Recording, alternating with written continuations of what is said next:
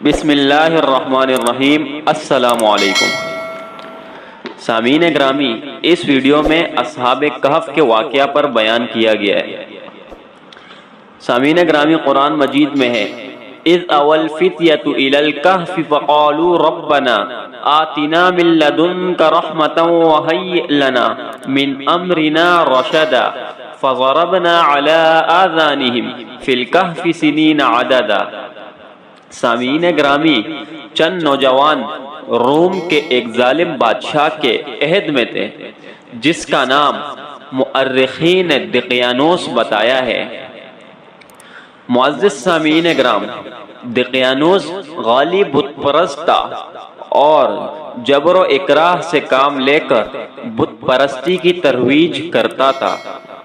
عام لوگ سختی اور تکلیف کے خوف سے اور کچھ دنیاوی منافع کی لالچ میں دین توحید چھوڑ کر بت پرستی اختیار کر لیتے تھے۔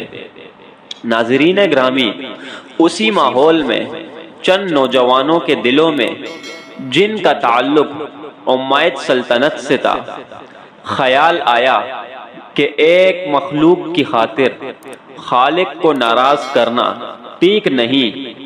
ان کے دل خشیت الہی اور تقوی سے بھرپور تھے۔ حق تعالی شانہ نے صبر و استقلال اور توکل و تبتل کی دولت سے مالا مال کیا تھا۔ سامعین گرامی، انہوں نے بادشاہ کے روبرو بھی جا کر کہا کہ ہم اللہ وحدہ لا شریک کا کسی کو شریک نہیں بنا سکتے۔ بادشاہ کو کچھ ان کی نوجوانی اور کم عمری پر ترس آیا اور کچھ دوسری مصلحتیں مانے ہوئی، اور اس نے فوری طور پر ان کے قتل کا حکم نہیں دیا بلکہ ان کو چند روز کی مہلت دی کہ وہ پھر غور کر لے اور اپنے فیصلے پر نظر ثانی کر لے۔ ان نوجوانوں نے مشورہ کر کے طے کیا کہ ایسے فتنے کے وقت جب ہر جبر و تشدد سے عاجز ہو کر ڈگمگانے کا خطرہ غالب ہوگا تو شہر چھوڑ دیں گے اور کسی پہاڑ میں رو پوش ہو جائے۔ یہ فیصلہ کرنے کے بعد انہوں نے اللہ تبارک و تعالی سے دعا کی کہ اللہ ان کو صبر و استقلال اور استقامت اور ثابت قدمی عطا فرمائے۔ ناظرین گرامی، وہ نوجوان شہر سے نکل کر ایک پہاڑ کے غار میں چھپ گئے۔ ایک شخص ان میں بھیس بدل کر روز شہر آتا اور پتہ چلاتا کہ آج شہر میں کیا ہو رہا ہے۔ سامعین گرامی، ایک دن اس نے خبر دی کہ ہمارے عزیز و اقارب کو تنگ کیا جا رہا ہے کہ وہ ہمارا پتہ چلائیں اور بتائے کہ ہم نوجوانان کہاں چھپے ہوئے ہیں۔ سامعین گرامی، یہ نوجوانان آپس میں یہی تذکرہ کر رہے تھے کہ اللہ تبارک و تعالی نے ان پر ایک نیند طاری کر دی۔ کہا جاتا ہے کہ سرکاری آدمیوں نے بہت تلاش کیا مگر وہ ان نوجوانان کو پا نہ سکے۔ بادشاہ کے حکم سے ایک سیاہ کی تختی پر ان نوجوانوں کے نام اور ضروری معلومات لکھ کر خزانہ یعنی ریکارڈ میں رکھ دیا گیا تاکہ آنے والی نسلیں یاد رکھیں اور آگے چل کر ان کا کچھ سراغ لگائے۔ لیکن نیند ان پر ایسی طاری کر دی گئی کہ جب وہ جاگے تو ایک لمبا سا زمانہ گزر چکا تھا اور وہ بادشاہ بھی مر چکا تھا اور اس بادشاہ کی حکومت افسانہ بن چکی تھی۔ بت پرستی کے لیے جبر و تشدد کا دور ختم ہو گیا تھا اور دین توحید کا ہر طرف خیرجا ہونے لگا تھا۔ سامعین گرامی، بیدار ہونے کے بعد ان کو احساس ہوا کہ ہم نے پورا ایک دن نیند میں گزار دیا، جبکہ وہ کئی سو سال کے بعد جاگے تھے، لیکن ان کو پتہ نہ چلا اور انہوں نے اپنے ایک ساتھی کو تفتیش حالات کے لیے شہر بھیجا۔ ناظرین گرامی، شہر کے لوگوں نے ان کی اجنبیت کی وجہ سے ان سے پوچھ تاچھ کی اور ان تمام نوجوانان کو ساتھ لانے کے لیے بہت سے لوگ اس پہاڑ کی طرف گئے، لیکن لوگ اس غار تک نہ جا سکے جہاں وہ نوجوان ٹھہرے ہوئے تھے۔ سامعین گرامی، پھر اللہ تبارک و تعالی نے ان پر موت طاری کر دی۔ اصحاب کہف کا یہی مختصر اور مستند واقعہ ہے۔ واقعہ اصحاب کہف کے بیان میں افسانہ طرازی۔ سامعین گرامی، قرآن کے بیان کردہ جن واقعات میں خصوصیت سے افسانہ طرازی، جولانی طبع اور خیال آرائیوں سے کام لے کر ایک حقیقی اور سچے واقعے کو کہانی اور بے حقیقت افسانہ بنایا گیا ہے، انہی میں سے اصحاب کہف کا واقعہ بھی ذکر ہے۔ اس سلسلہ میں ابن جریر رحمۃ اللہ علیہ نے اپنی تفسیر میں بہت سی ایسی خبریں اور روایتیں تحریر کی ہیں جن کی تفصیلات سے قرآن خاموش ہے۔ آیات قرآنی کا مفہوم ان جھوٹی اور بے بنیاد روایتوں کے بغیر بھی واضح اور صاف ہے۔ اس کے باوجود ان روایتوں کا ذکر کیا گیا ہے اور ان روایتوں کے ضعف، موضوع یا قابل اعتبار ہونے کی وضاحت نہیں کی گئی، جس سے قاری کو دھوکہ ہوتا ہے۔ سامعین گرامی، اس کے علاوہ وہب ابن منبع اور ابن عباس کی روایتیں بھی نقل کی گئی ہیں کہ یہ لوگ کون تھے اور یہ لوگ کیسے تھے اور یہ لوگ کس زمانہ میں پیدا ہوئے اور کس جگہ پر ٹھہرے تھے، اور ان لوگوں کی تعداد کیا تھی اور ان لوگوں کے نام کیا تھے، اور ان نوجوانوں کے کتے کا کیا نام تھا اور اس کتے کا رنگ کیسا تھا، زرد تھا یا سرخ۔ ان سارے سوالات کو روایات کے ذریعے حل کرنے کی کوشش کی گئی ہے، جبکہ سامعین گرامی، قرآن مجید میں بالقصد اس کو پوشیدہ رکھا گیا ہے اور بیان نہیں کیا گیا۔ احادیث صحیحہ میں بھی ان سوالات کے جواب پر کوئی روشنی نہیں پڑتی۔ سامعین گرامی، صحیح معلومات تو یہ کہ یہ دونوں مستند ذریعے جب اس مسئلہ میں خاموش ہیں تو ظاہر ہے کہ یہ معلومات کسی غیر مستند ذریعہ سے ہی آئی ہوں گی، اس لیے ان رواجوں کی نہ کوئی تصدیق کی جا سکتی ہے اور نہ ہی تکذیب۔ روایتوں کا وزن معلوم کرنے کے لیے ایک مختصر سی روایت کا ذکر کر رہا ہوں، اس سے آپ اندازہ کر لیں گے کہ کتنی بے سروپا باتیں اس سلسلہ میں ذکر کی گئی ہیں۔ سامعین گرامی، اصحاب کہف کے کتے سے متعلق اسرائیلی روایت اور اس پر تنقید۔ ناظرین گرامی، ابن حاتم نے سفیان رضی اللہ تعالی عنہ کے طریق سے ایک روایت ذکر کی ہے کہ سفیان رضی اللہ تعالی عنہ نے کہا کہ کوفہ میں عبید نام کا ایک شخص تھا جسے کبھی کسی نے جھوٹ بولتے ہوئے نہیں سنا اور نہ کبھی کسی نے اس کو جھوٹا کہا اور نہ کبھی کسی نے اسے جھوٹا سمجھا۔ اس شخص نے کہا کہ میں نے اصحاب کہف کے کتے کو دیکھا اور وہ کتا سرخ رنگ کا تھا جیسے انجانی کپڑے کا رنگ ہوتا ہے۔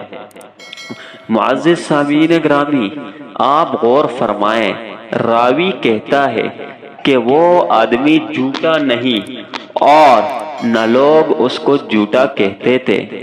ایسا معتمد اور سچا آدمی کہتا ہے کہ کئی سو سال بعد عہد اسلامی میں اس نے اصحاب کہف کے کتے کو دیکھا تھا۔ سوال یہ ہے کہ جب بعض روایتوں کے مطابق یہ واقعہ حضرت عیسیٰ علیہ السلام سے پہلے کا ہے یا بالفرض اگر حضرت عیسیٰ علیہ السلام ہی کی امت کا قصہ ہے، تب بھی اس پر کئی سو سال گزر چکے تھے، اور علماء امت متفق ہیں کہ بعد میں اصحاب کہف پر موت طاری کر دی گئی۔ پھر یہ کتا کیسے بچ گیا اور یہ کتا کیسے زندہ رہ گیا؟ پھر عبید نے اس کو دیکھ کر کیسے پہچان لیا کہ یہی اصحاب کہف کا کتا ہے؟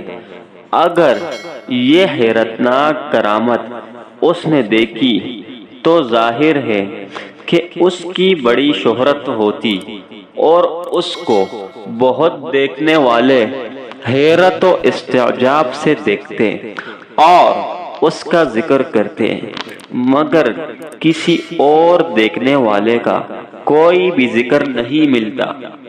ابن قلابہ نے اون ڈھونڈتے ڈھونڈتے جنت شداد یعنی شداد کی جنت تنہا دیکھ لی، اور عبید نے اکیلے اصحاب کہف کا کتا دیکھ لیا۔ کیا عقل سلیم اسے قبول کرتی ہے یا کسی حدیث صحیح سے اس طرح کی خرافات کی کوئی تائید ہوتی ہے؟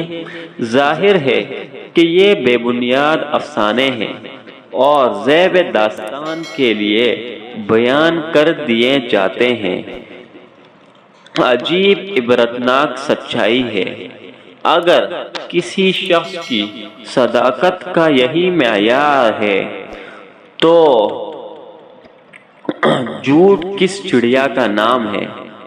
بدی رحمت اللہ علیہ اور وہب بن منبع کی ایک طویل روایت نقل کی جاتی ہے۔ اس روایت میں منجملہ اور محیر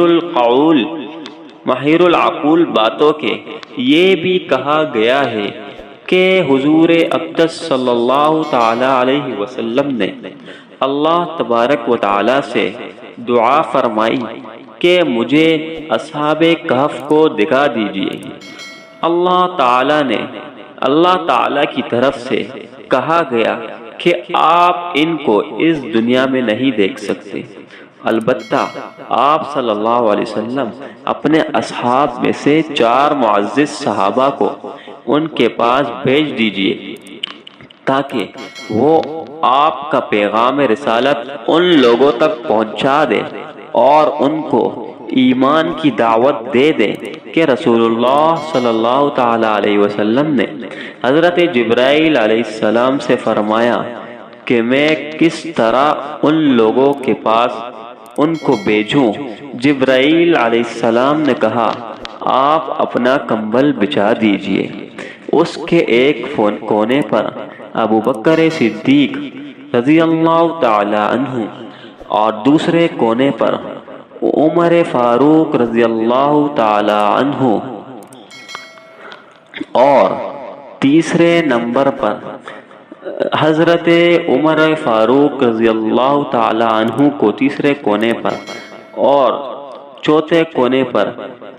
تیسرے کونے پر حضرت عثمان غنی رضی اللہ تعالی عنہ اور چوتھے کونے پر حضرت علی ابن طالب رضی اللہ تعالی عنہ بیٹھ جائے، اور پھر آپ صلی اللہ علیہ وسلم اس ہوا کو بلوائے جو حضرت سلیمان علیہ السلام کے لیے مختصر کی گئی تھی۔ اللہ نے ہوا کو حکم دے رکھا ہے کہ وہ آپ کی اطاعت کرے گی۔ آپ نے ایسا ہی کیا۔ ہوا ان چاروں کو اڑا کر کہف کے دروازے تک لے گئی۔ پھر ان لوگوں نے کہف کے دروازے کے پتھر کو اکیڑا تو اصحاب کہف کے کتے نے ان لوگوں پر حملہ کر دیا، لیکن جب ان لوگوں کی صورتیں دیکھی تو دم ہلانے لگا اور سر کے اشارے سے کہا کہ اندر چلے جائیے۔ جب سب لوگوں نے کہف میں داخل ہو کر السلام علیکم ورحمۃ اللہ وبرکاتہ کہا، اس وقت اللہ تبارک و تعالی نے نوجوانان کہف کی روحوں کو ان کے جسموں میں لوٹا دیا تھا۔ وہ سب کے سب اٹھ کھڑے ہوئے اور جواب میں کہا وعلیکم السلام ورحمۃ اللہ وبرکاتہ۔ ان چاروں بزرگوں نے اصحاب کہف سے کہا کہ محمد رسول اللہ صلی اللہ تعالی علیہ وسلم ہم آپ کو سلام کہتے ہیں۔ انہوں نے جواب میں کہا علی محمد رسول اللہ صلی اللہ تعالی علیہ وسلم ما دامت السماوات والارض وعلیکما۔ پھر آپ صلی اللہ علیہ وسلم کا دین اسلام قبول کر لیا اور ایمان لے آئے اور کہا کہ حضور صلی اللہ تعالی علیہ وسلم تک ہمارا سلام پہنچا دیجئے۔ پھر وہ اپنی خواب گاہوں کی طرف لوٹ گئے اور سو گئے۔ سدی اور وہب بن منبع کی روایت پر تنقید و تبصرہ۔ روایت موضوع اور حضور صلی اللہ تعالی علیہ وسلم پر افتراء جھوٹ ہے۔ روایت کا مضمون خود اس کے باطل اور سرتا پاکذب ہونے پر دلالت کرتا ہے۔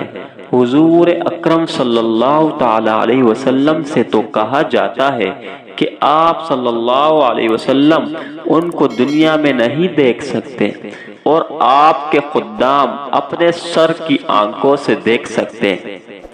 حضور اکرم صلی اللہ تعالی علیہ وسلم نے اپنی دلی خوشی کا اظہار فرمایا تو آپ کی بات رد کر دی گئی اور وہی بات آپ کے صحابہ کو از خود دے دی گئی۔ سامعین گرامی، خلفائے راشدین رضی اللہ تعالی عنہم کے ناموں کا انتخاب محض مشہور ہونے کی وجہ سے کیا گیا ہے۔ یہ روایت موضوع ہونے کی بذات خود ایک دلیل ہے۔ پھر ہوا کی تسخیر حضرت سلیمان علیہ السلام کے لیے خاص تھی، جیسا کہ ان کی دعا کے جواب میں اللہ تبارک و تعالی نے کہا ہے وَسَخَّرْنَا لَهُ الرِّيحَ تَجْرِي بِأَمْرِهِ رُخَاءً حَيْثُ أَصَابَ۔ صحیح بخاری کی روایت ہے کہ ایک بار آپ نے شیطان کو مسجد کے ستون سے باندھنے کا ارادہ فرمایا تھا، مگر آپ صلی اللہ تعالی علیہ وسلم نے فرمایا کہ اپنے بھائی سلیمان علیہ السلام کی دعا یاد آ گئی، رب ہب لی ملکا لا ينبغی لأحد من بعدی، اس لیے میں نے اس کو چھوڑ دیا۔ جب حضور اکرم صلی اللہ تعالی علیہ وسلم نے حضرت سلیمان علیہ السلام کی اس خصوصیت کا لحاظ فرما کر اسے چھوڑ دیا تو تسخیر ریاح جو حضرت سلیمان علیہ السلام کی خصوصیات میں سے تھی اسے کیسے فرمایا کر سکتے ہیں؟ بات دلیل اور شرعی اشکالات کی نہیں، اس طرح کی ہوائی باتیں بالکثرت اڑائی گئی ہیں اور بدنیتی سے اڑائی گئی ہیں۔ اسلام کے خلاف ایک گہری اور دورست سازش تھی۔ بدنیتوں اور ملحدوں نے چاہا کہ اسلام کے اندر ایک ایسی خلاف عقل اور دیومالائی واقعات بھر دیا جائے کہ مسلمانان ساری دنیا میں تو ہم پرس خلاف عقل و مشاہدہ باتوں پر یقین کرنے والا ایک فرقہ بن کر رہ جائے۔ اللہ تبارک و تعالی محدثین کی قبروں کو اپنی رحمتوں و برکتوں کے پھولوں سے بھر دے، آمین ثم آمین۔ کہ ان محدثین نے کسوٹی پر رکھ کر ان جھوٹے قصوں، کہانیوں اور افسانوں کے تار پود بکیر کر رکھ دیے۔ اگر اتنی کڑی چھان بین نہ کی جاتی تو